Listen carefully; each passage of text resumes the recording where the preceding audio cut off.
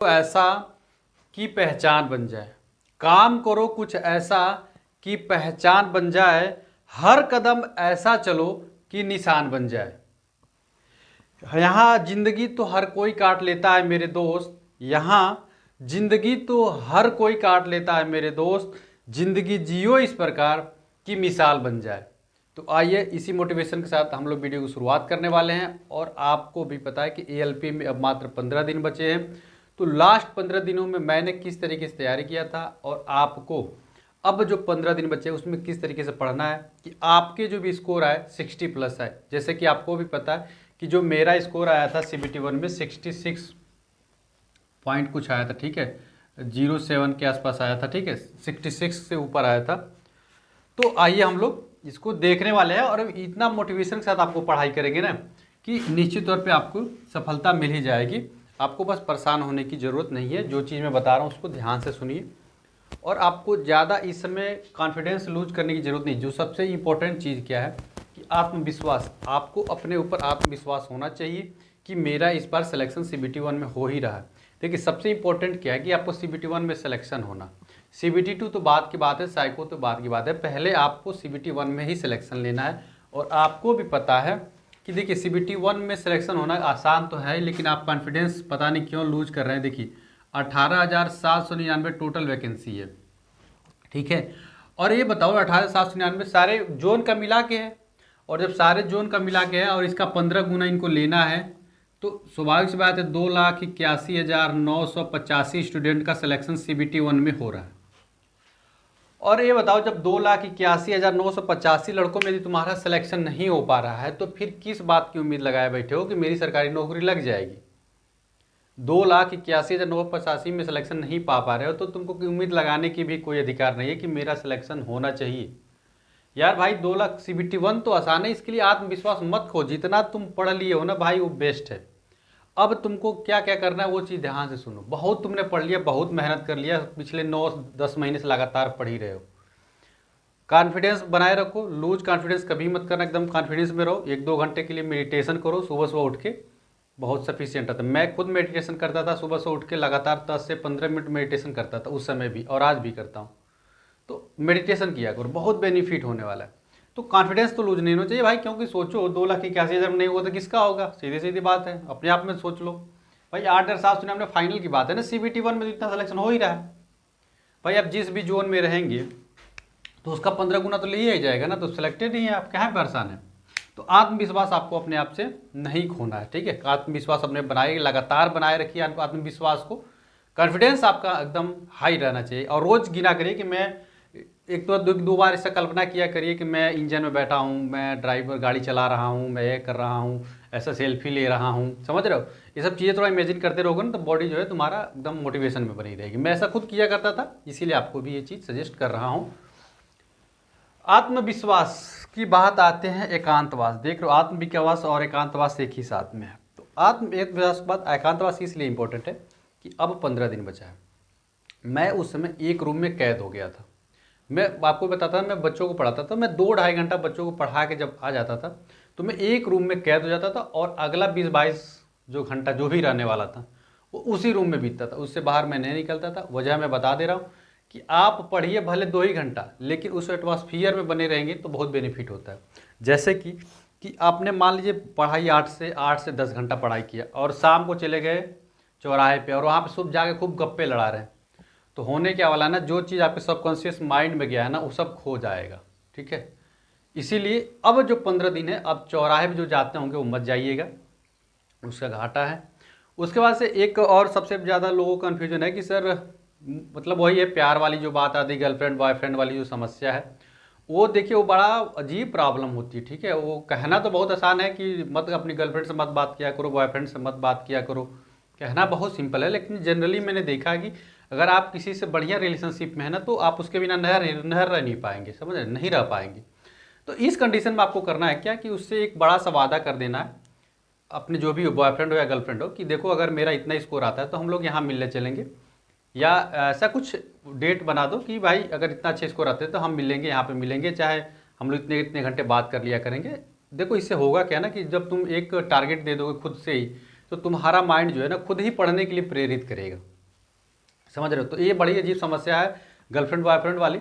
तो देखो मैं तो कोशिश करूंगा कि भाई मैं तो यही कहूँगा कि आप लोग छोड़ दो, जितने लोग अभी ऐसा है तो छोड़ दो, लेकिन जिनको नहीं रहा पा जा रहा, बात किए नहीं रहा जाता, तो एक टाइम बना लो भाई 9 बजे 10 बजे हम इतना पढ़ने के बाद से बात करेंगे, ठीक है। और एक थोड़ा सा टारगेट दे दो कि ये इतना नंबर आ जाएगा तो हम लोग अच्छे से मिलेंगे। तो इससे होता क्या है कि माइंड को एक डायरेक्शन मिल जाती है, माइंड को एक रास्ता मिल जाता है।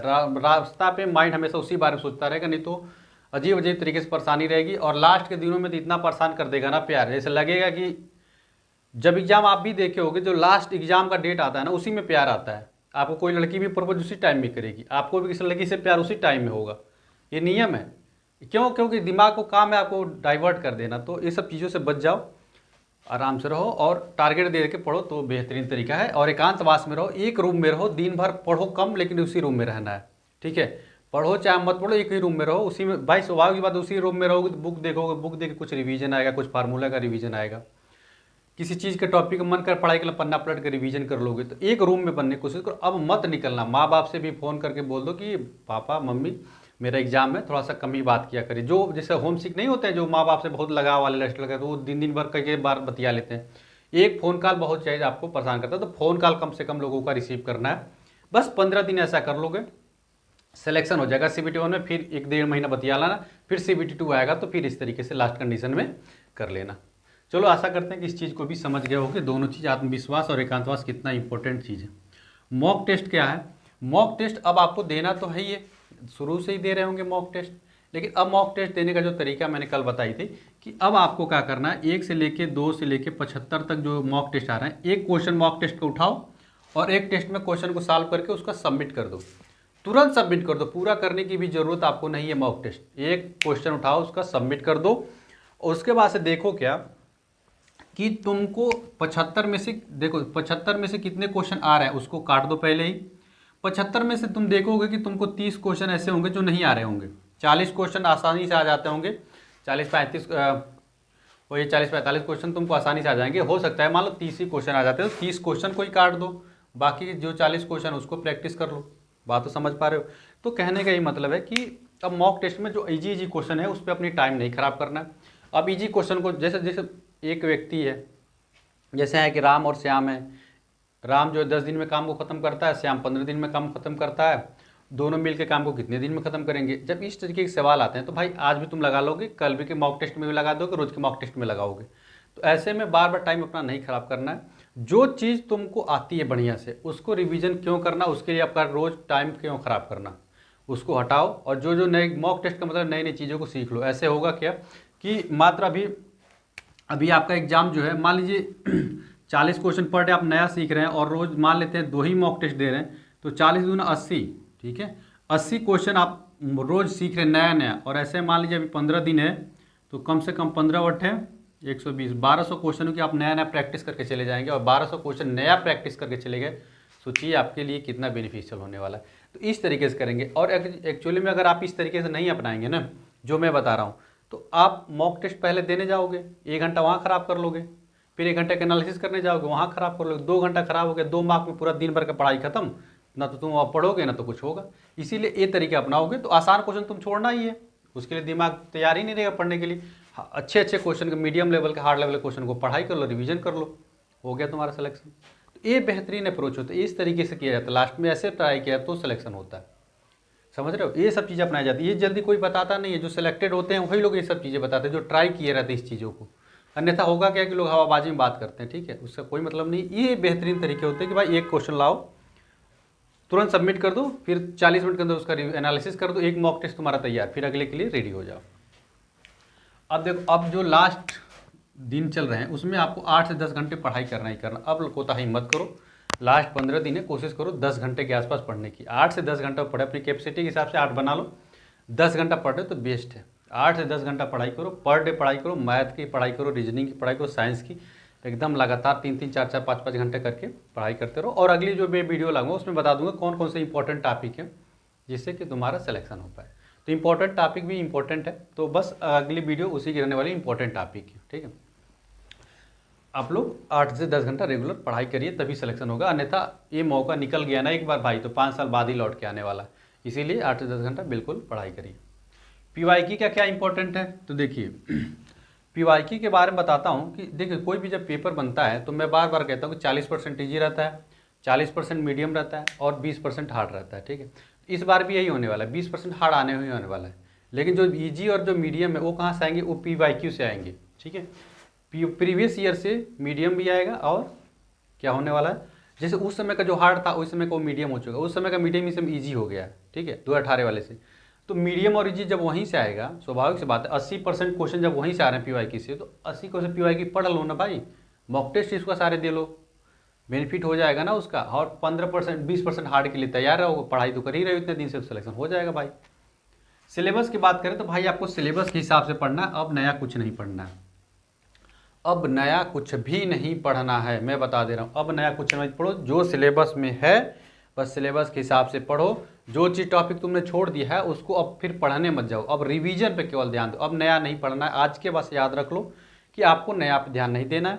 रिवीजन कम से कम 15 दिन में कम से कम आपके 2 बार तो रिवीजन हो ही जाने चाहिए सारे सिलेबस को जो आज तक आपने पढ़ाई किया हुआ है, चाहे जिस भी तरीके से किया हो।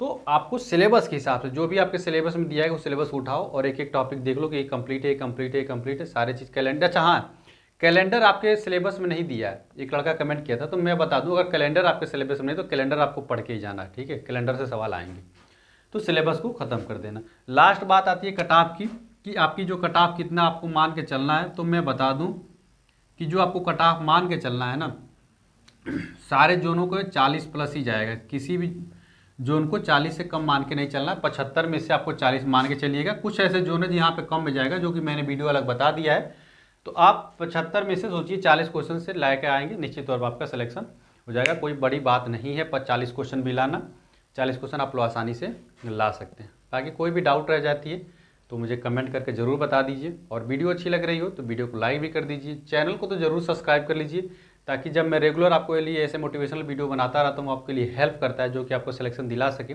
उसके लिए आपको मेरे चैनल को सब्सक्राइब करके रखना होगा और बेल बटन को भी दबा दीजिएगा, जैसे ही अगली वीडियो मेरी अपलोड होती है तुरंत इसका नोटिफिकेशन आपको मिल सके। आशा करते हैं कि आप लोग खुशी से तैयारी करेंगे और अपना एक सीख पक्का करेंगे। मिलते हैं अगले वीडियो में फ्रेंड्स, तब तक के लिए फ्रेंड्स जय हिंद।